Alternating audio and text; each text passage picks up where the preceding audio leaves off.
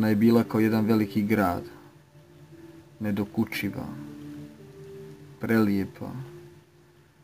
Danju je sjela u inat suncu, a navečer spavala, da mjesec je ne vidi i ne ugasi se zbog svjetlosti njenoga lica.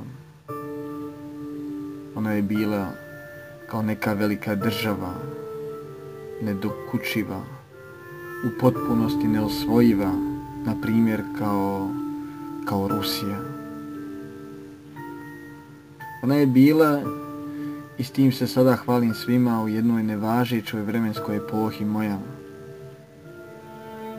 u jednom divnom snu gdje smo lebdjeli i gdje smo gledali na košmare čuđeći se kako svaki put se ponavljaju iznova i iznova. Ona je bila rijeka, planina, ona je bila miris cvijeća pod mojim prozorom i bila je moja praznina, punina, jer sve što sam gledao, vidio sam nešto što veže za nju i znao sam da je tu oko mene i da je oči ne mogu prikazati i da ne mogu da dotaknu njen vječni mladalački stas.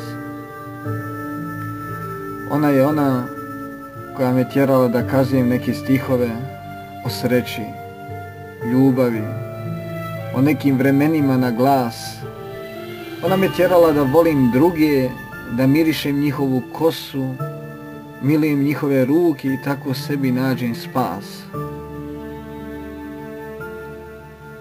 Njena sjena je bila ogledalo u kojem sam gledao kraj sebe onu koju sam cijeli život htio ljubiti.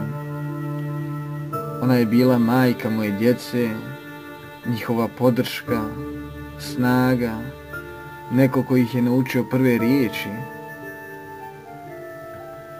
Ona je bila sve moje zahvalnice, pohvalnice, diplome koje sam ikada dobio u životu.